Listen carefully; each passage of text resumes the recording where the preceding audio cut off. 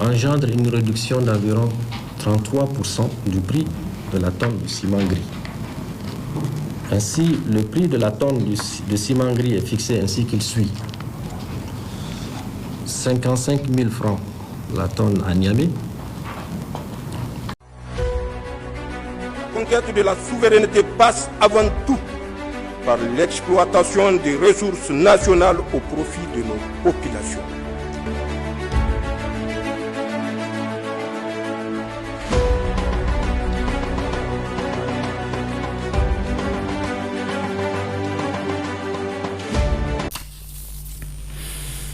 Par ailleurs, le Premier ministre, ministre de l'économie et des finances, Ali Mohamed Lamine, a animé cet après-midi une conférence de presse sortie médiatique qui a regroupé autour du Premier ministre des membres du Conseil national pour la sauvegarde de la patrie, CNSP, du gouvernement, vise à partager les progrès réalisés dans la marche des affaires de l'État depuis l'avènement du CNSP le 26 juillet 2023. Je vous propose de suivre l'exposé du Premier ministre, ministre de l'économie et des finances, Ali Mohamed Lamine.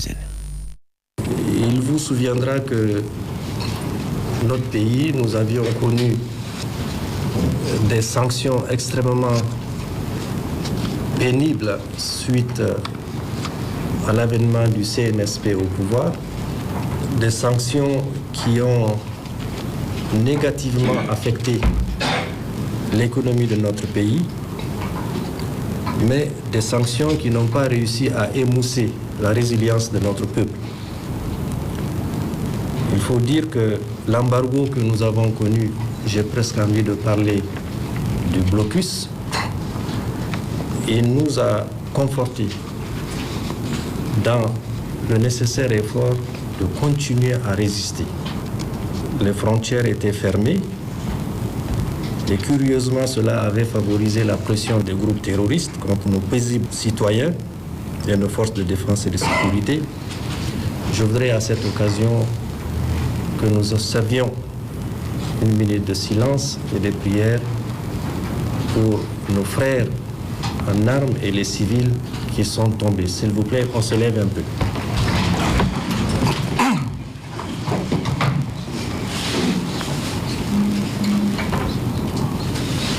Je vous remercie. Nous prions Allah subhanahu wa ta'ala qu'il leur accorde le paradis éternel, que leurs familles reçoivent l'expression de notre parfaite solidarité. Les sanctions punitives que nous avons connues également ont porté sur la séquestration de nos biens financiers, de nos ressources financières. Il faut le rappeler.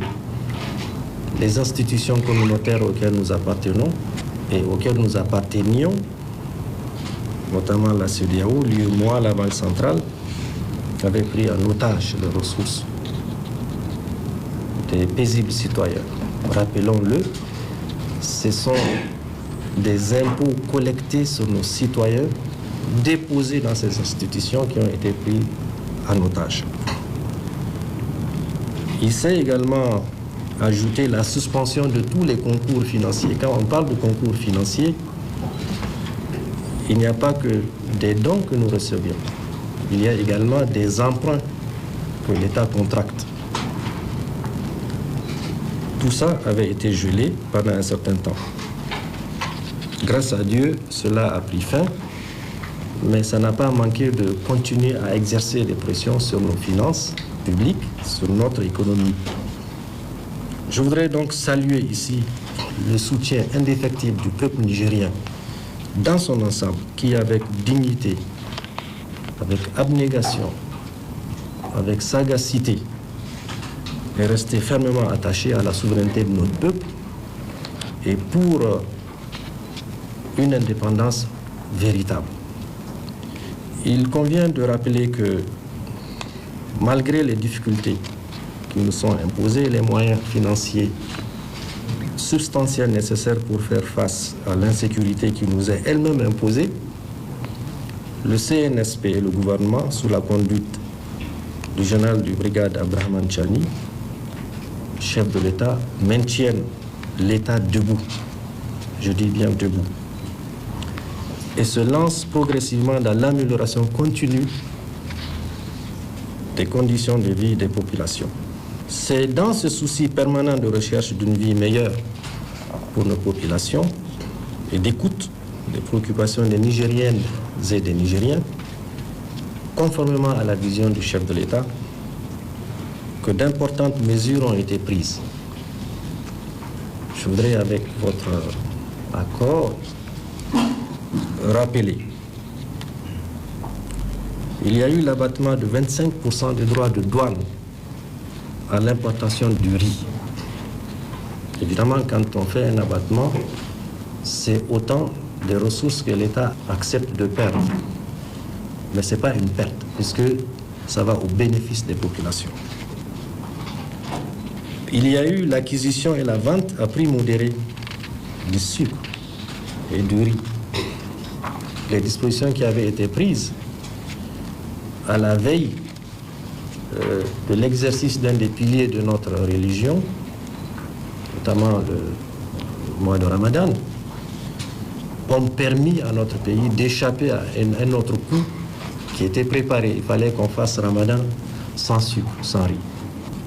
Et le gouvernement avait effectivement contourné ce piège qui avait été tendu.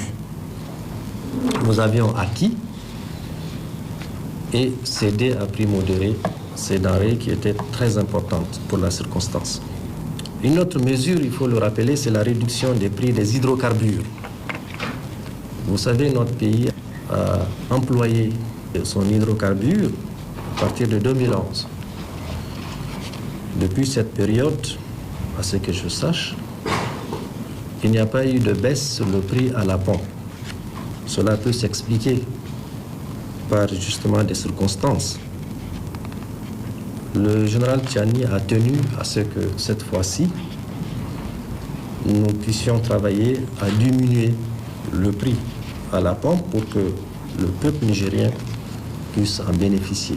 Je pense qu'ensemble, on a fait la lecture de l'effet que cela a eu sur notre propre consommation. Une autre mesure a été la réduction de moitié et la gratuité de certaines prestations de soins médicaux. C'est une mesure également qui a été saluée, une mesure qui rejoint cet esprit, cet objectif de rendre notre population, de lui permettre effectivement de bénéficier de toutes les retombées appartenant à notre pays. L'inauguration aujourd'hui même à Niamey, au Centre national de lutte contre le cancer, sous le beau patronage du chef de l'État, de l'accélérateur linéaire destiné au traitement des cancers par radiothérapie, montre également que c'est un pas supplémentaire pour toujours être à l'écoute et au service de nos vaillantes populations. Je pense que c'est le lieu de rappeler que très peu de pays disposent de cet instrument extrêmement important et on voit l'effet de deux façons. La première, c'est autant de ressources. C'est quand on évacue, il y a une forte pression sur le budget de l'État. Avec ce dispositif, Inch'Allah, nous allons parvenir à diminuer substantiellement le montant consacré chaque année pour évacuer les Nigériens qui souffrent de cancer.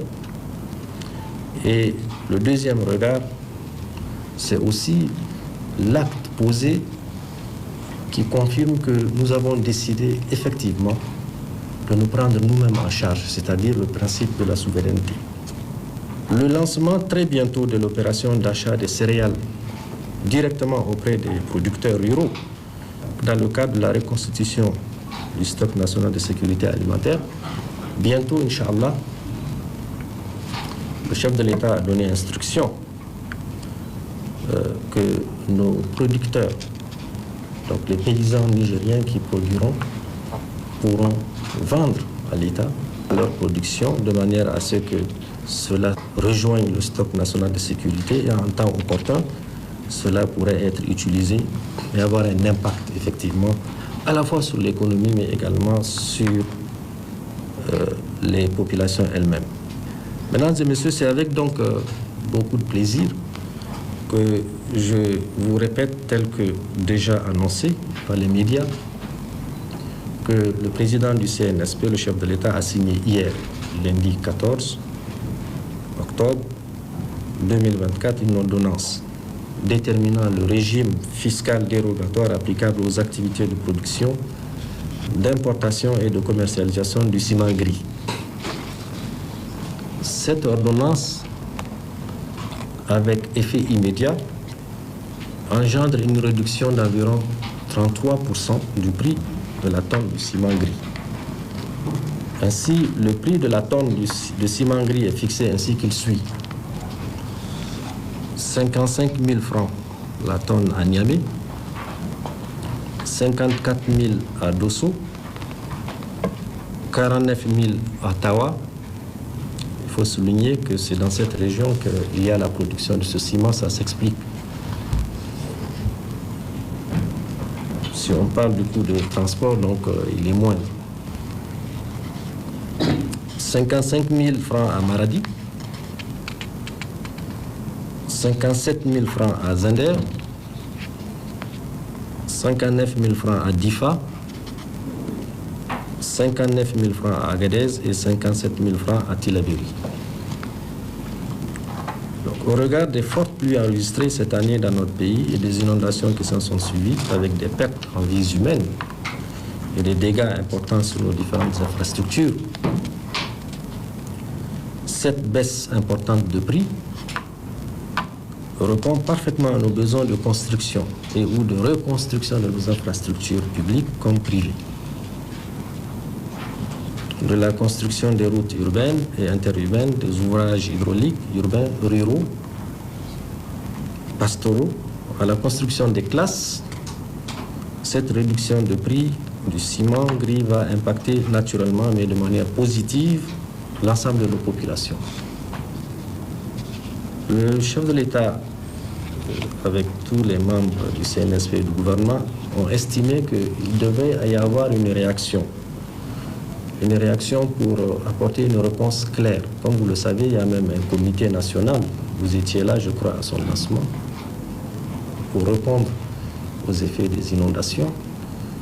Avec cette mesure, ce sont, comme je l'ai dit tout à l'heure, autant d'infrastructures qui sont impactées, qui seront reconstruites, autant de classes, des cases de santé, des centres de santé, des routes, des barrages, des mini-barrages, pour augmenter la production, le niveau de production, permettre aux paysans évidemment d'avoir des espaces. C'est une décision de spectre très large de bénéfices et d'effets induits. Bénéfices induits à l'ensemble de l'économie nationale et qui représente également un effort substantiel du gouvernement, qui renonce ainsi à des recettes fiscales annuelles de l'ordre d'environ 3 milliards. C'est pour dire, avec le rappel de toutes ces mesures, que l'engagement ayant été pris par le CNSP, son président et l'ensemble des membres du gouvernement, par la grâce d'Allah est en train d'être exécuté. Tous les faits et gestes qui sont posés, tous les efforts qui sont faits pour permettre à l'État de prendre le contrôle de l'ensemble de ses richesses. Vous avez vu évidemment sur le plan minier, sur le plan pétrolier, les importantes mesures prises, notamment la création de 2 sociétés pour gérer nous-mêmes notre uranium, pour gérer nous-mêmes notre pétrole, pour gérer nous-mêmes notre or. Cela vise à permettre à notre pays lui-même, avec ses fils, de gérer et de mettre à disposition les ressources pour le bien-être des populations nigériennes nous-mêmes. Donc voilà, en peu de mots, mesdames et messieurs, l'objet de la rencontre de cet après-midi, pour partager avec vous et vous dire tout ce que nous avons fait, ce que nous comptons poursuivre pour répondre aux attentes de nos populations. Je vous remercie. Restons à la primature avec ces 2 audiences au cabinet du Premier ministre, ministre de l'économie et des finances. Ali Mohamed Lamine a reçu successivement une délégation de l'Agence internationale de l'énergie atomique conduite par son directeur général adjoint. conquête de la souveraineté passe avant tout par l'exploitation des ressources nationales au profit de nos populations.